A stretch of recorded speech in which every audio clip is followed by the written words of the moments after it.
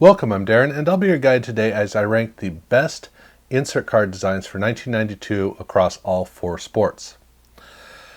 When I was putting this together, I was a little nervous that I'd have to keep this within 10 or so cards, and I ended up not having a problem with that. I actually was able to settle on just 8, which was helpful because, look, there are a couple of cards that I would love to talk about, like the Olympic cards or the Gordie Howe cards. I mean, there are some really nice cards, but I found as I was putting this together that there was a pretty clear line of demarcation at around 8, where the card designs, they kind of shift from cards that could be anywhere from 1 to 7, and then there's 8. And at 8, I have a very clear barrier card. So it's a card that belongs with the rest, but it belongs definitely at 8. And then everything else to me is just almost at that same level. And so for number 8, the card that I have is the Fleer Ultra Baseball All-Star cards. This is a card that in 1992, it absolutely shocked me. This card was so impressive that for 30 years, I didn't collect baseball, so I didn't have any of these cards. But for 30 years, I always remembered this card. It wasn't just, oh yeah, I remember that card. It was the card that kept popping up in my mind of, oh man, that was 1992. That was what an amazing card was like.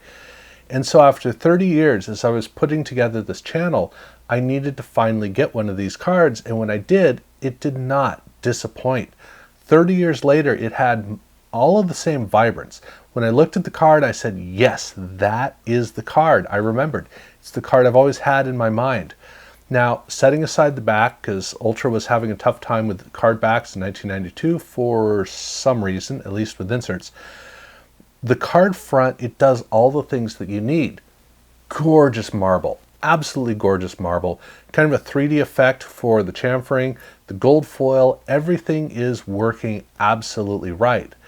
The problem is, for all of the inserts in 1992 for Ultra, they were all kind of lacking. And I don't know why, because the set was just shockingly amazing. But the inserts weren't quite at that same level. And this is the best of all of the Ultra inserts. Now, I love the Scottie Pippen highlights cards, but this one, to me, this is the gold standard for it. And yet, what's missing is there's nothing vibrant about the card itself. It does not jump out. It's a card where when you look at it, it locks you in and it fascinates you. But you've got to give the card a chance, and that's the problem with this card, is that it just doesn't have the strength that the other 7 cards have. A good example of that is at number 7 with Team Pinnacle. And of course the question becomes, okay, well, am I going with football or with baseball? And here's the very struggle that I have with these cards, is the fact that for football, when football's at its height, it has the best images, and when it's not at its height, it has a lower bar. Whereas with baseball, when it's at its height, it has really impressive images, not quite at the same level, but the low bar isn't quite as far. So you can look at these 2 cards here, where we have Anthony Munoz and we have Dennis Eckersley, and between these 2 cards, they both are great. I love the Eckersley shot, but oh man, do I love that Munoz shot. But if I look at the same 2 cards in the back, when we flip them over, now the Dibble card is still really strong. I still like it a lot. But the Reggie White card is losing a lot more. And that's kind of the way that this card set is. These cards do grab you and pull you in with great, great art and a great 3/4 bleed. It's got the combination of all of that. I'm not the biggest fan of the base, but the base is still really good. And the way that the art works is great. It's just that while the art absolutely pulls you in, you're relying on the art to succeed and to do all the heavy lifting, which it usually does, which it often does, but it doesn't always do it. And that's the problem that these cards have, is they're almost at the just absolutely spectacular level. So if I was going with Munoz and Eckersley, I'd put this further down on the list. But I don't have it there because, well, not all the cards are that way, and it's a little bit too finicky, which is not the case with all the others. All the others have a design theme that carries the card. The best example of that is conveniently at number 6 with the Fleer Football All Pro cards. Here, it's all about the card, and it is a great card. It starts off with a wonderful color. That blue is just great, the deep navy. It's not a super high gloss, but it's still enough of a gloss that the card has a really rich, great quality that pulls you in. And it's got that gold foil on it that, well, the foil reads whether the light's shining off of it or not. So it works great in that way, and there's an elegance to it, and the pictures tend to be really well selected. The only problem with the front of this card is it's the shield. And here's the thing. Every time I look at the card, I get excited, and I start to explore it, and then I eventually look at the shield and go, wait, where'd that come from? What is that? It always throws me off because I don't realize that the shield is kind of second tier. I'm thinking more in terms of 91 Ultra, the shields in that, which are not shields, but they are windows.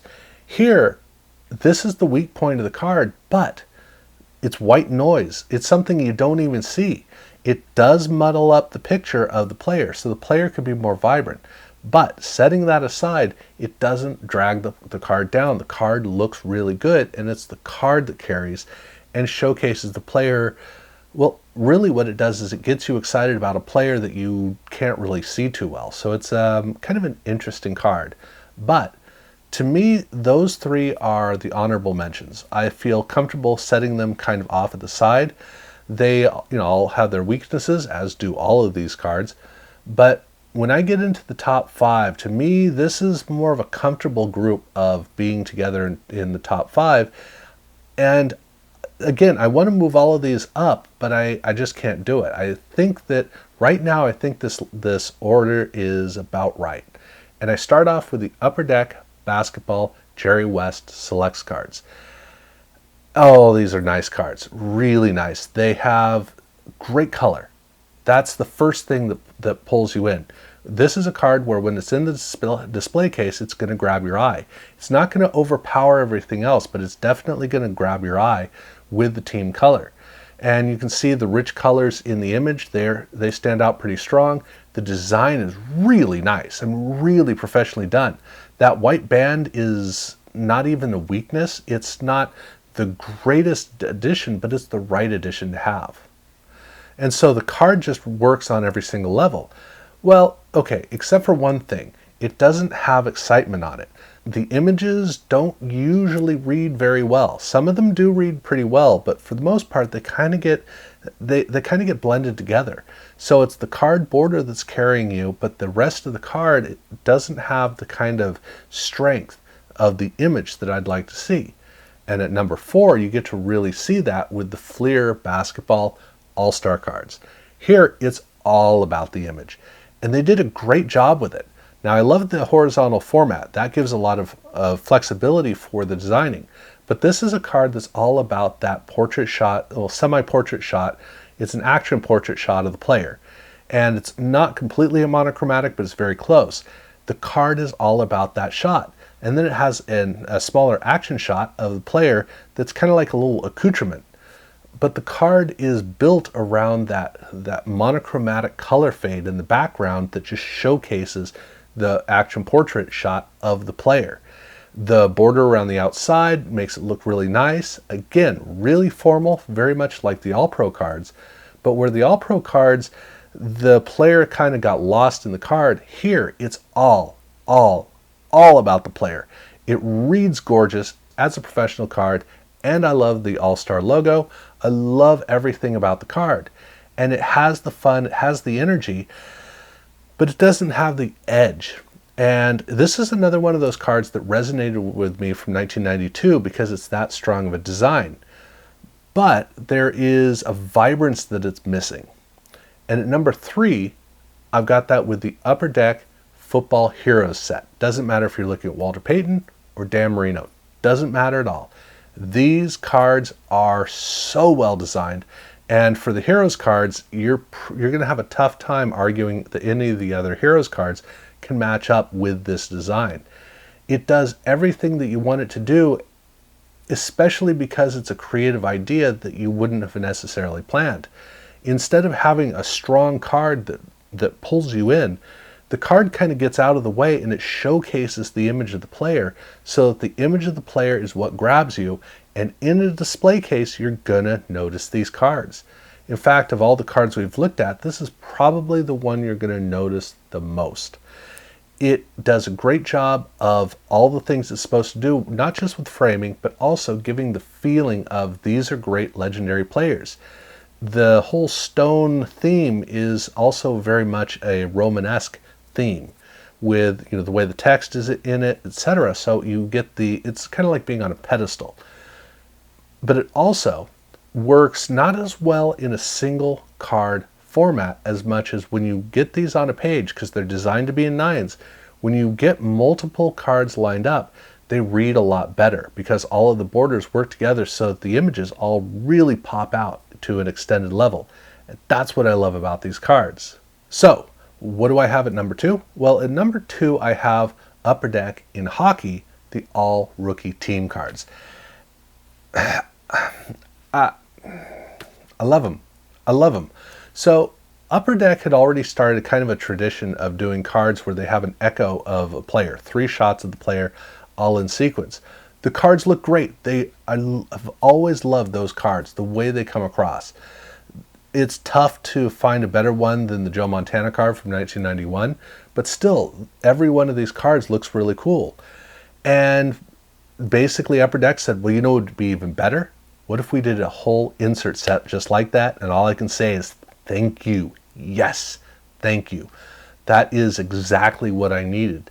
The cards do a great job of having the dark backdrop, so you just have a field of ice kind of in the middle, and then you have the player, obviously echoed, with no border. So the elegance just flows right off of the card, and it just really helps for the player to stand out. They're brilliantly crafted cards.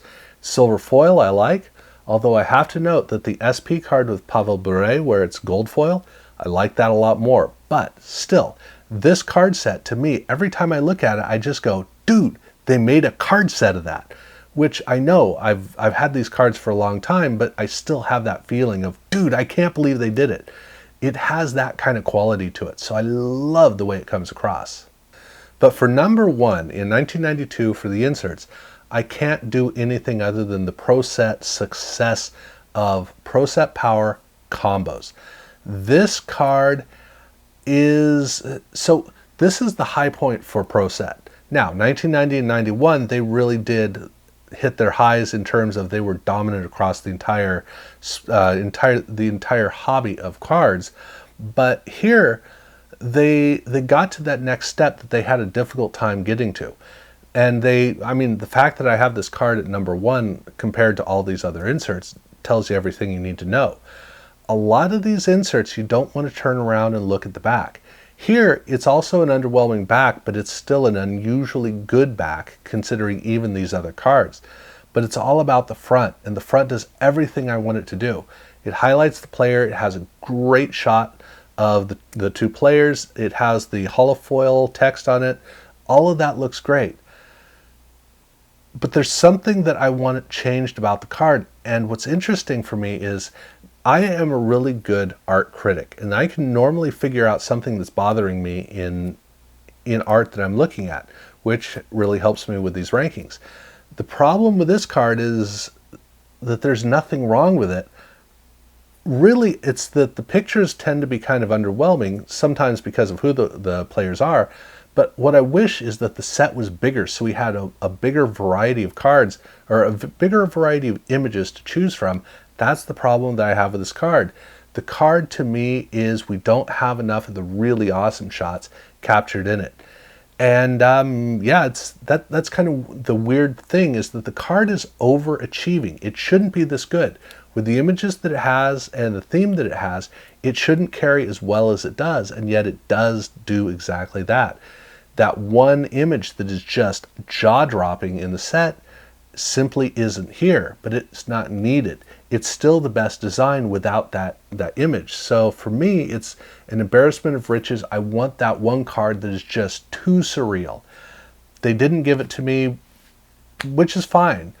But that's the thing. That's the only thing I have for a flaw. So that's the way that I rank all of the best insert card designs for 1992. Let me know in the comments below what you think about this, if there's one or two designs that absolutely should have been on this list as far as you're concerned. And yeah, I'm curious to hear what you think about it. If you haven't seen the other lists, do check those out. Subscribe if you haven't done so already, and thank you very much for watching.